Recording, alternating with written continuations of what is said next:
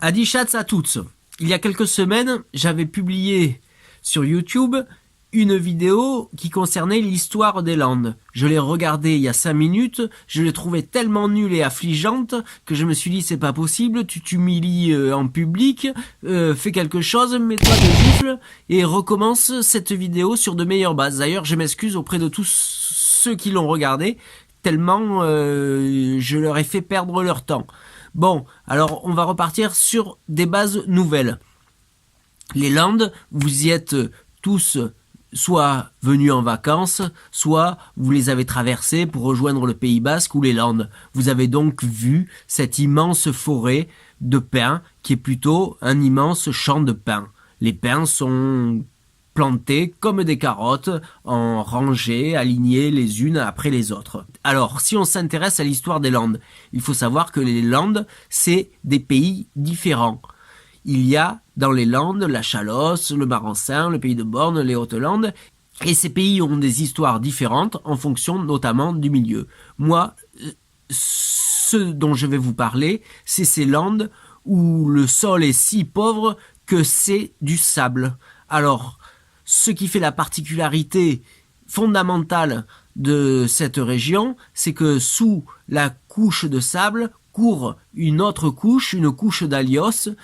L'allios, c'est un minéral suffisamment dense pour empêcher la circulation de l'eau et donc les ruissellements des eaux de pluie. Et ainsi, l'hiver, quand les tempêtes d'ouest océaniques amènent des pluies importantes, eh bien, il se formait des lagunes, des marais, des marécages qui étaient propices à l'apparition de tout un tas de maladies qui rendaient la vie particulièrement rude et difficile. Mais dans les Landes, il courait aussi des rivières, et le long de ces rivières, la terre était drainée, et donc la vie était beaucoup plus supportable, et ce qui a fait que, à chaque endroit où une rivière coupait une route, eh bien, a éclos un village. Or, la particularité du village landais, c'est qu'il est très éparpillé, très explosé, très peu dense. Parce que les gens qui habitaient le centre du village à l'époque devaient payer un impôt. Alors les Landais étant pauvres, ils se sont excentrés et ils vivaient en quartier comme ça où l'unité d'habitation était l'érial.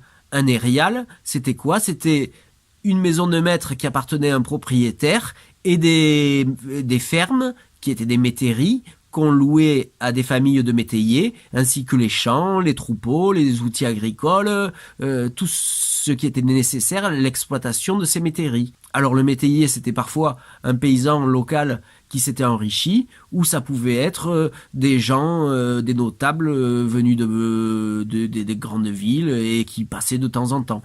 Alors, la République française a construit une légende selon laquelle les Landais étaient un peuple d'êtres semi-débiles, à moitié incapables, en tout cas incapables de mettre en valeur leur région. Et ainsi on s'est permis d'intervenir dans la gestion de leur pays.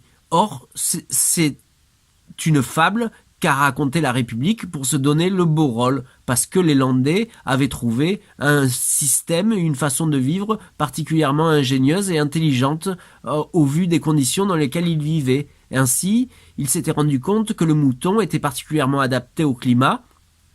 Ils l'élevaient en grands troupeaux qu'ils rentraient la nuit pour pouvoir récolter le fumier avec lequel ils amendaient les sols qui étaient si pauvres, et ainsi ils pouvaient cultiver à peu près tout ce qu'ils voulaient. C'est ainsi que ce système agropastoral se basait sur un triptyque qui avait 3 fondamentaux: le troupeau de moutons, le couple de bœufs pour tirer les engins agricoles et pour le transport, et la culture des pins et de la résine qu'on connaissait depuis l'Antiquité. Et souvent, au sein d'une même famille, les rôles se répartissaient ainsi. Il y avait le berger, le bouvier et ceux qui s'occupaient de la résine. Quant aux femmes, elles avaient en charge le potager, la maison, l'aide aux travaux agricoles importants. Alors, il faut bien imaginer que la végétation de l'époque, c'était de la lande rase, à laquelle on mettait le feu régulièrement, tous les ans. Les bergers mettaient le feu à la lande pour qu'elle se régénère et que les cendres nourrissent des nouvelles pousses pour la consommation de leurs troupeaux. Et ainsi, la lande ne prenait pas une taille trop importante. Alors, comment on est passé de la lande à ces pins?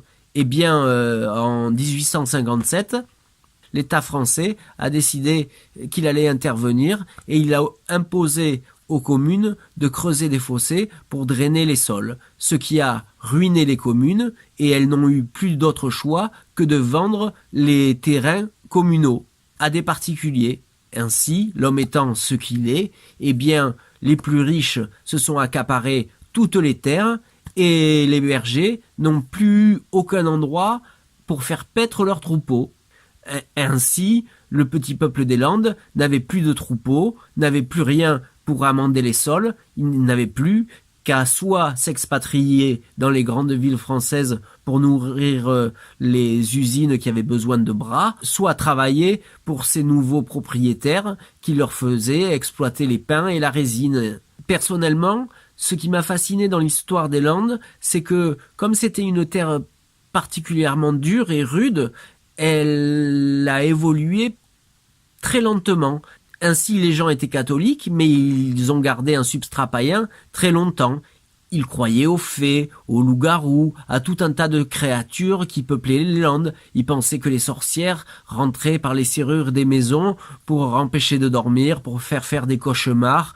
Enfin, le monde autour d'eux était un monde un peu magique, un monde enchanté, ce qui est difficile à comprendre pour nous qui vivons dans un monde de raison.